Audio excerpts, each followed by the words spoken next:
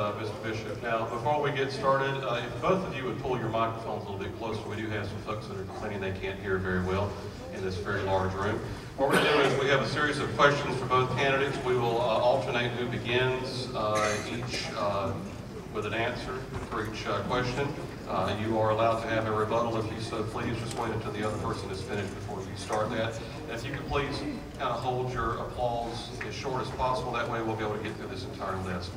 We're going to start out and allow Mr. Bishop to answer this very first question. Let's get right to the economy. Unemployment has been at 9.5% or higher for 14 straight months. According to the Georgia Department of Labor, the U.S. unemployment rate today is 9.6%. The state of Georgia's unemployment rate is a little over 10%.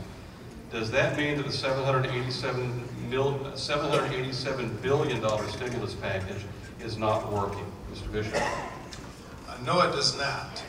Actually, the $787 billion stimulus package has done a tremendous amount, and the economists all over, on both sides of the political spectrum, have acknowledged that the stimulus, the Recovery Act, has worked and has stopped the recession, stopped the bleeding, if you will, and we are now on a period of recovery. We have some ways to go, but we are not where we were 14 months ago, or 22 months ago. We had an awful situation.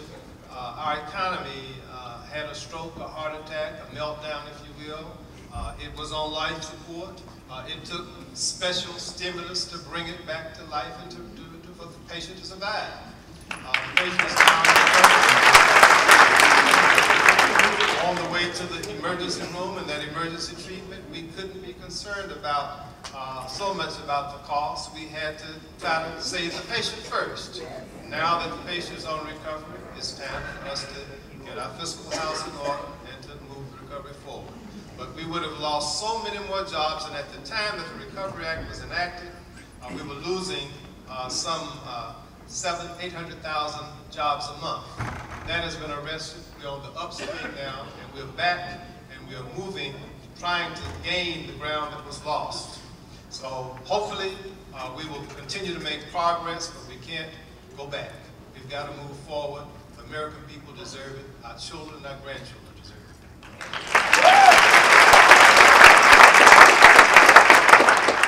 All right, Mr. Keown, unemployment has been at 9.5% or higher for 14 straight months. Does that mean that the $787 billion stimulus package is not working? I think the congressman sounds like he's trying to put lipstick on a pig. But he's got a pig. We know that the stimulus bill, if it's resulted in anything, it's resulted in more government jobs. I was in Washington last week.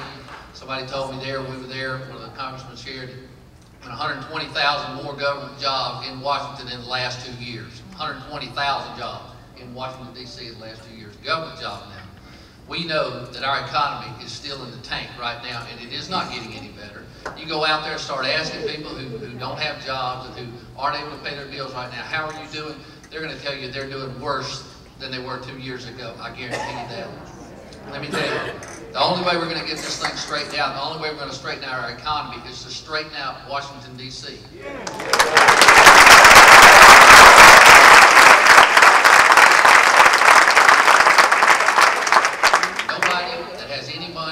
Any sense right now is investing in anything because they're scared to death of what Washington is going to do, whether they're going to pass a tax relief or whether they're not going to pass it or whether they're just going to decide to let's adjourn and come home. You know, we know the truth, and the truth is it hasn't worked and it's not working. I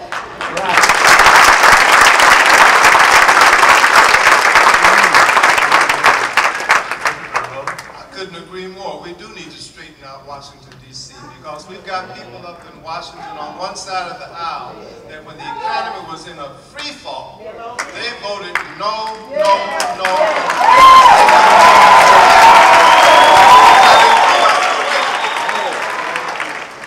They said that they wanted more jobs, but when we had a jobs bill, they voted against it. They said they wanted American-made jobs, they wanted General Motors and manufacturing in the United States, but they voted to send jobs overseas and didn't want to support American auto industry. Well, we were able to do it in spite of them. were able to get General Motors working again, and now they are making American cars, American workers, not in China. Chrysler's doing the very same thing. If you don't think that that's progress, ask those workers who were laid off who have gone back to work at General Motors. Ask those seniors who received the $250 immediately after recovery. Ask the small businesses who have received tax cuts. Americans over the last year have paid fewer taxes. If you earned under $200,000 in the last year, you received a massive tax reduction. Families, immediately after that Recovery Act was passed, families, working people, had a $400 to $800, if you file jointly, tax cut on their payroll at the job. So they were able to take that money home to help them ride through this difficult period. This has been a tremendously challenging situation, but we've had people there that said no, no, no to everything, and it wasn't because they had the good of America at heart. It was because they had political motivations at heart.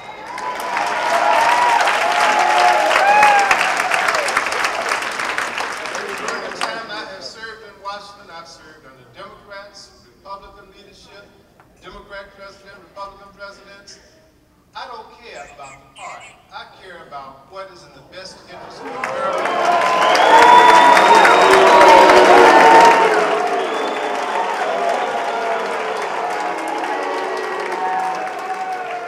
I guarantee you that the solutions to the problems that America face are not Democrat solutions, and not Republican solutions, and not Tea Party solutions. They're American solutions.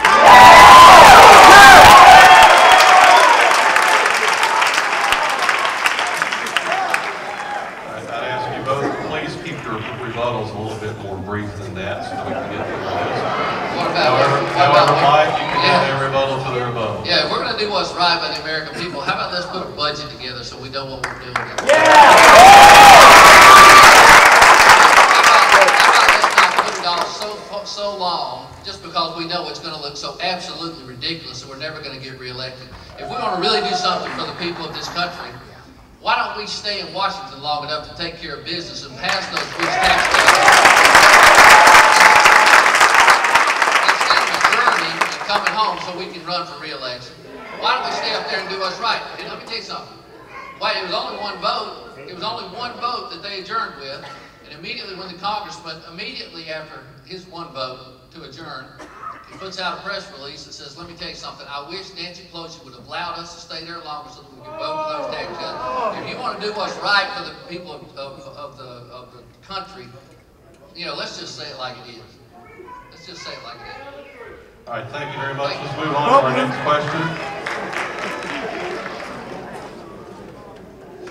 Our next question is, candidates all over the country are talking about creating jobs. How does the federal government go about doing that? And Mr. Keown, you respond first. You know, one of the things candidates all over the country are talking about creating jobs. How does the federal government go about doing that? Mr. Keown? I think I'd say it best. I was over in the little town of Georgetown last night. And I had a guy there who owns a hydraulic business. He builds hydraulic pumps and things and sells the stuff that goes with it. And he said, Mike, he said, you know what I want the government to do for me? Get out of my business. He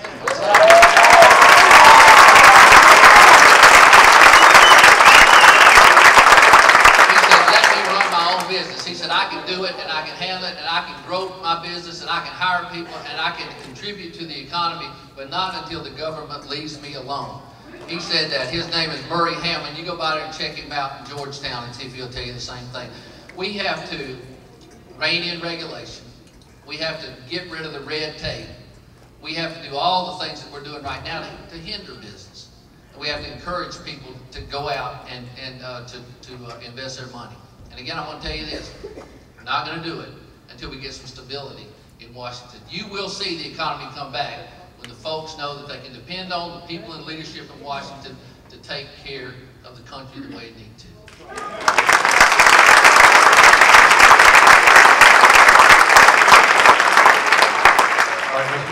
question is, how does the federal government go about actually creating jobs? There are a number of ways. First off, the federal government and the members of the House and the Senate should try to create an atmosphere that will foster the growth and development of business and the creation of jobs. In a time like we're experiencing now, with the challenges of the recession, the Recovery Act, jobs that could be created by government but performed by the private sector. Many contract jobs were in this recovery package. In fact, infrastructure for our public buildings, many of the infrastructure in our public has deteriorated over the years. Bridges, roads, schools, hospitals, public buildings. That is one thing that the federal government could do to create jobs to help our aging infrastructure, our power grid, for example. Here in Thomas County, through the Recovery Act, we were able to send directly to Thomas County, to the Thomas County School Board and the Thomasville City School Board, almost $9 million between the two of them. That was because the state budget had been cut, because teachers were facing furloughs, layoffs, and student classes were, the class sizes were so much larger, threatening to be larger because of that $1.1 billion cut at the state legislature. So in order to help that and to help grow the workforce and to make sure that we have youngsters that can be work ready and ready to compete in the global marketplace, we brought those jobs here to try to save the teachers, to try to save the students so that they wouldn't be robbed of their education. We had numerous infrastructure jobs.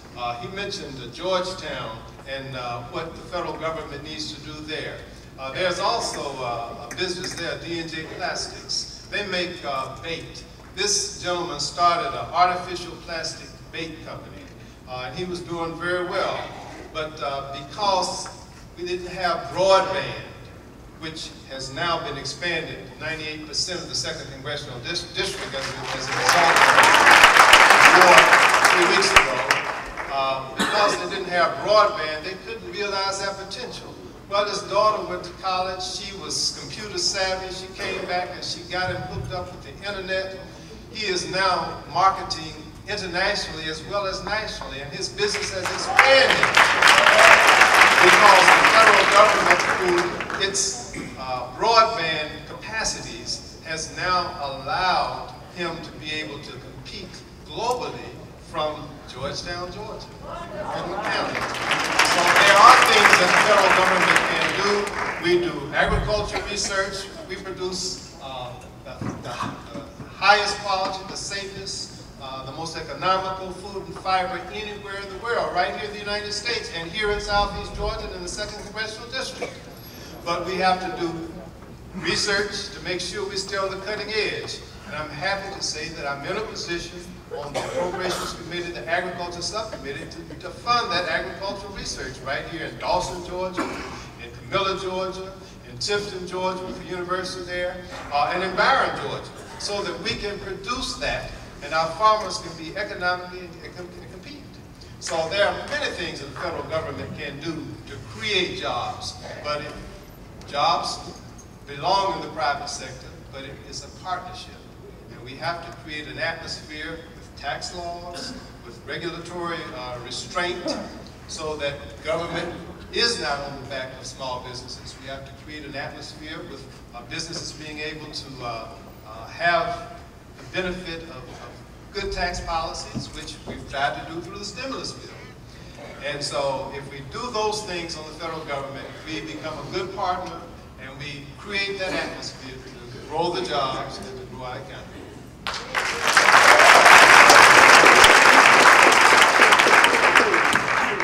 I've got a novel idea for growing jobs. Why don't we reduce taxes, leave the money in your pocket, and then you can grow the job.